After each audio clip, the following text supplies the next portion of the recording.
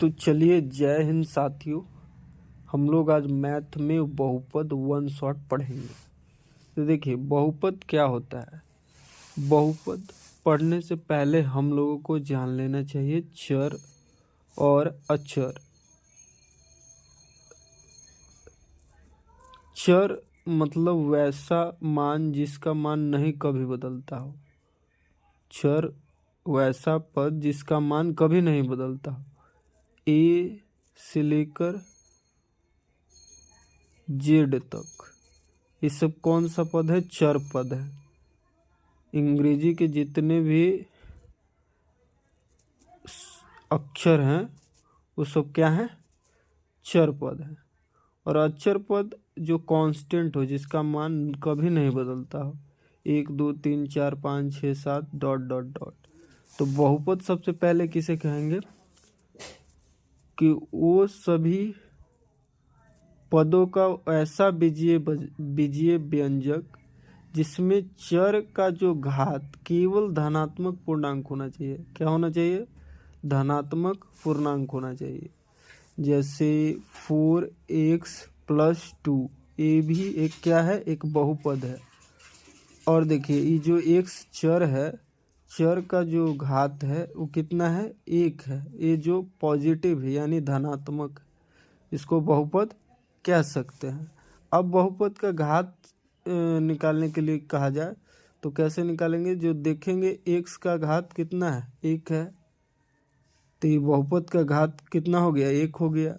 जो उच्चतम घात हो, चर का जो पावर हो, उच्चतम हो, वही बहुपद की घात कहलाती है।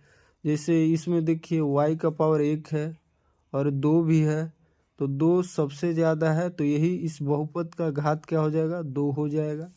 इस बहुपद का घात क्या हो जाएगा? इसमें देखिए 1 है, 2 है, 3 है, 3 सबसे ज़्यादा है, तो इस बहुपद का घात क्या हो जाएगा? 3 हो जाएगा। जो उच्चतम हो वही बहुपद की घात कहला जाती है। ये देखिए u के पावर 1 है, 2 है, 4 है, 6 है, इस बहुपद का क्या घात होगा? तो 6 हो जाएगा। जो उच्चतम होगा वही उस बहुपद की घात कहलाएगी। अब देखिए बहुपद कौन सा होगा और कौन नहीं होगा। तो बहुपद की परिभाषा क्या था कि चर का जो पावर होना चाहिए केवल धनात्मक पूर्णांक होना चाहिए। तो देखिए बटे के नीचे है, तो ये बहुपद नहीं हो सकता। √x है यानी x के पावर 1/2, ये धनात्मक है, लेकिन क्या ये पूर्णांक है? नहीं, पूर्णांक नहीं है। ये भी बटे के नीचे है, ये भी बहुपद नहीं हो सकता। अब देखिए बहुपद के कई प्रकार हैं, लेकिन हम लोग रैखिक बहुपद पढ़ेंगे, द्विघात बहुपद पढ़ेंगे और त्रिघात बहुपद। रैखिक बहुपद उस बहुपद का जो घात होगा उसका कितना होगा? 1 होना चाहिए, उसी को रैखिक बहुपद कहेंगे। इसमें देखिए x का उच्चतम कितना है? पावर 1 है, यानी यह कौन सा बहुपद हो गया? रैखिक बहुपद हो गया। ये भी x के पावर 1 है, ये भी रैखिक बहुपद हो गया। y + √2, y में कितना पावर इसका है? घात कितना है? 1 है, यानी जिसका घात 1 हो वो रैखिक बहुपद हो जाएगा। द्विघात बहुपद में क्या होगा? जिसका घात कितना होना चाहिए? 2 होना चाहिए। सबसे उच्चतम कितना होना चाहिए? 2 होना चाहिए। तो ये द्विघात बहुपद हो गया। y² - 2, ये भी द्विघात बहुपद है। 2 - x² + √3x, इसमें देखिए x का उच्चतम मान कितना है? 2 है, तो ये द्विघात बहुपद हो जाएगा।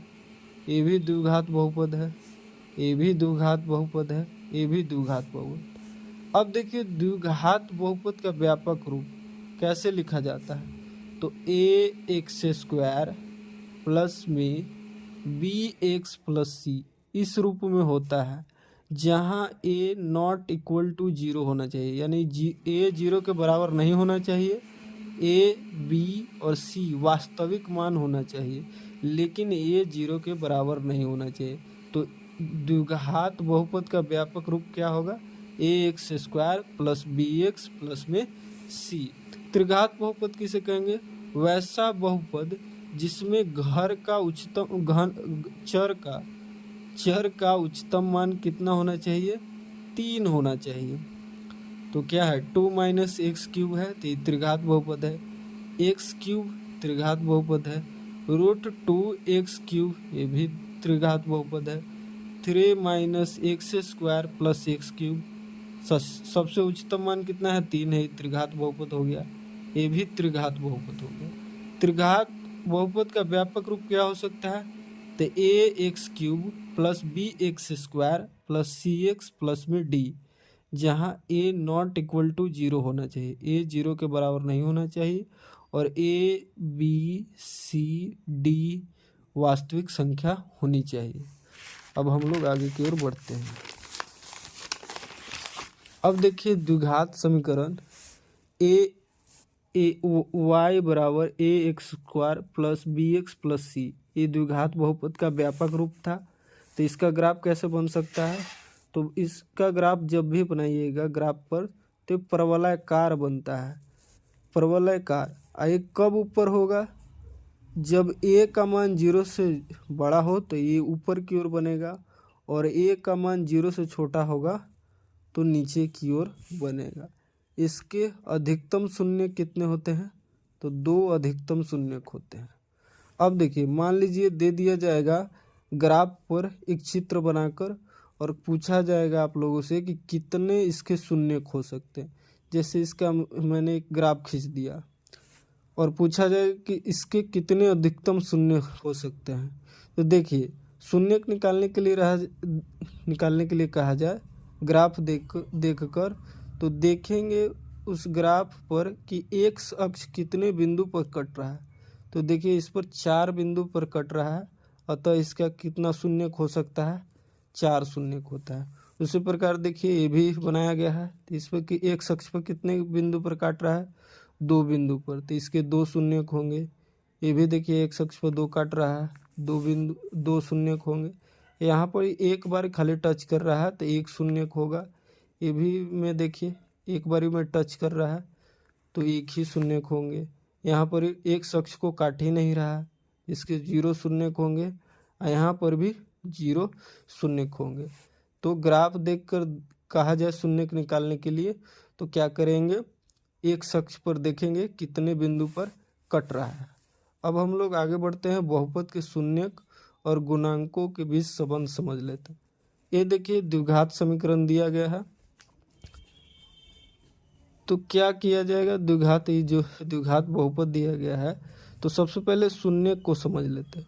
शून्यक मतलब जिस मान पर इसका मान शून्य हो जाए, जैसे x बराबर 1 रख लेते हैं, तो 2 × 1 का स्क्वायर 2 हो जाएगा, -8 × 1 प्लस में 6, तो 6 2 8, 8 में 60 जाएगा तो 0, यानी x बराबर 1 इसका शून्यक है। क्या है, शून्यक है। जब भी कहा जाए शून्यकों का योग निकालने के लिए और शून्यक अल्फा प्लस बीटा हो तो क्या होता है, -b/a होता है। -b/a, जो ये वाला b, उसके आगे माइनस और बट्टे में a। शून्यकों का गुणनफल क्या होता है, अल्फा × बीटा बराबर c/a। तो इसका निकालिए शून्यकों का योग अल्फा प्लस बीटा, तो -b की जगह कितना है, -8 है, तो माइनस इंटू -8 तो +8 हो जाएगा, और a की जगह 2 है तो 2 लिख सकते हैं, तो 4 दूनी 8। अब देखिए c/a है, c की जगह कितना है, 6 है, a की जगह 2 है, 6/2 कितना हो जाएगा, 3 हो जाएगा। शून्यकों का गुणनफल कितना हो जाएगा, 3 हो जाएगा। तो ये शून्यकों का योग निकाल सकते हैं और शून्यकों का गुणनफल भी इस तरह निकाल सकते हैं। अब हम लोग आगे की ओर बढ़ते हैं।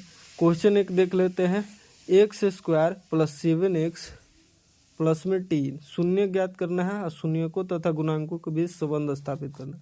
तो सबसे पहले शून्य ज्ञात कर लेते हैं, x² + 7x प्लस में 10 = 0।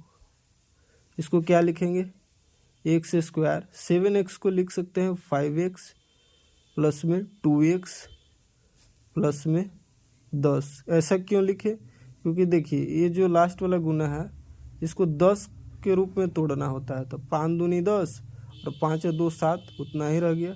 यहाँ पर 0 ले सकते हैं, 0 बराबर 0। x यहाँ पर कॉमन लीजिएगा तो x + 5 + 2 × x + 5 = 0। अब देखिए एक्स प्लस 5 कॉमन ले लीजिए तो एक्स प्लस 5 कॉमन हो जाएगा, into x plus 2 equal to 0। अब आगे इसका शून्य निकाल लेते हैं, x plus 5 equal to 0, plus उधर जाएगा माइनस में, ये वाला ये भी इसको ले आइए इधर, x plus 2 equal to 0, plus में उधर जाएगा तो माइनस में। अल्फ़ा का मान कितना आ गया, -5 आ गया, और बीटा का मान आ गया -2। शून्य ज्ञात कर लिए। अब शून्यकों और गुणांकों के बीच संबंध स्थापित करना है, तो शून्यकों का योग निकाल लेते हैं। शून्यकों का योग क्या होता है, alpha plus beta equal to -b/e। Alpha कितना है, -5 है, प्लस बीटा कितना है, -2 है, माइनस बी क्या था, बी देखिए बी 7 था, तो यहाँ पर 7 रख देंगे। और एक क्या था, एक्स का गुणनफल कितना है, 1 है, तो 1 लिख देंगे। -5 और -2 कितना हो जाएगा, -7 और -7, दोनों ओर संबंध स्थापित हो गया, दोनों प्रूव हो चुका है। अब शून्यकों का गुणनफल निकालेंगे, अल्फ़ा इंटू बीटा बटे में सी ए। अल्फ़ा कितना था, -5 गुने -2, सी का मान देखिए कितना है, 10 है, तो यहाँ पर 10 रख देंगे, और ए का मान 1 है। -5 -2 कितना हो जाएगा, +10 इक्वल टू 10 आ गया। तो ये था ये। अब देखिए त्रिघात बहुपद का जो व्यापक रूप क्या होता है, तो ax³ + bx² + cx + d। यहाँ पर भी a b c d वास्तविक संख्याएं होंगी, a नॉट इक्वल टू 0 होगा। तो इसका निकालने के लिए शून्यकों का योगफल alpha plus beta plus gamma. इसके अधिकतम कितने शून्यक होते हैं, तो 3 शून्यक होते हैं। तीनों शून्यकों को मान लेते हैं अल्फ़ा बीटा गामा। अब तीनों का योगफल क्या होगा, -b/a होता है। उसी प्रकार 2 का ले लेंगे, 2 करके, और उसको जोड़ेंगे तो alpha into beta plus beta into gamma plus gamma into alpha, तो c/a के बराबर आएगा। और गुणनफल alpha into beta into gamma, तो -d/a हो जाएगा। इसको आगे निकल कर समझ लेंगे। चलिए अब इस क्वेश्चन को समझते हैं। भाग देने के लिए ये क्यों भाग कर रहे हैं आगे पता चल जाएगा।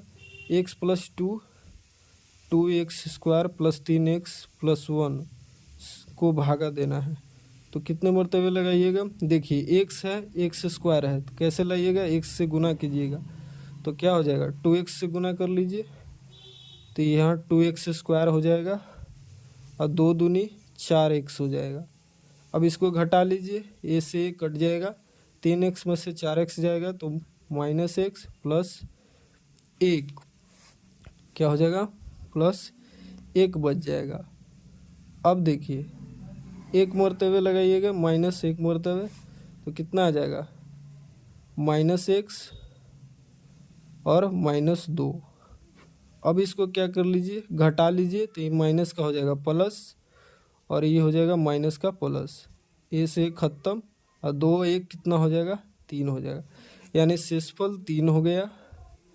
और जो ये भागफल आया 2x - 1, और ये था भाजक x + 2, और भाज्य था 2x² + 3x + 1। अब देखिए, अब निकालना है, क्वेश्चन कह रहा है 2x⁴ - 3x³ - 3x² + 6x - 2 के सभी शून्य ज्ञात करें। और 2 शून्य दिया है, यानी शून्य के को 2 दिया है, x = 2, और 1 दिया गया है, x = -2। ये प्लस में है, उधर जाएगा तो माइनस में हो जाएगा, इक्वल टू 0, और ये माइनस में है, इधर आएगा तो प्लस में हो जाएगा। अब देखिए इन दोनों को गुना कर लेते हैं, x - √2 इंटू x + √2, तो क्या हो जाएगा, x² - 2। अभी से भागा दे देंगे इसमें, और अन्य शून्य निकाल लेंगे, x² - 2, 2x⁴ - 3x³ - 3x² plus में cx - 2। अब देखिए 2x² से गुना कर दीजिए, तो 2x⁴ आ जाएगा, और 2 दूनी 4 एक्स स्क्वायर आ जाएगा। तो ये माइनस का प्लस हो जाएगा, घटाएंगे तो, और प्लस का माइनस होगा, ई से ही खत्म। और देखिए ई एक्स स्क्वायर है, तो प्लस 4 एक्स स्क्वायर में से 3 एक्स स्क्वायर जाएगा तो एक्स स्क्वायर बच जाएगा, minus 3x cube plus 6x minus 2 उतार दीजिए। अब कितना मरतबे लगाइए, 1 मरतबे लगाइए, तो देखिए एक्स स्क्वायर माइनस 2 आ जाएगा। अब घटा दीजिए इसको, तो माइनस का प्लस, प्लस का माइनस, ई से ही खत्म, और 2 में से 2 जाएगा तो 0 बचेगा। कितना, 3x क्यूब प्लस में 6x बचेगा।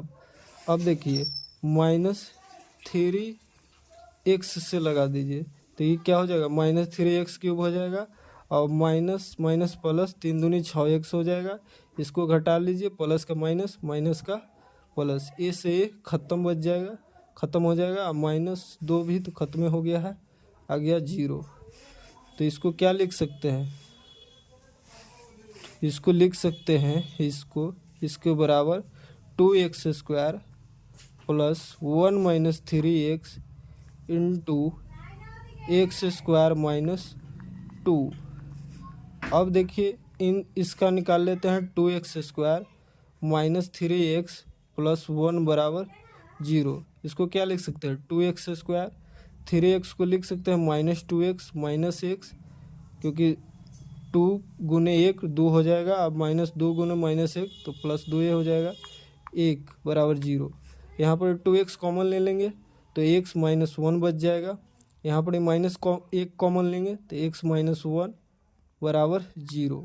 x माइनस 1 कॉमन ले लेंगे इंटू 2x माइनस 1 बराबर 0।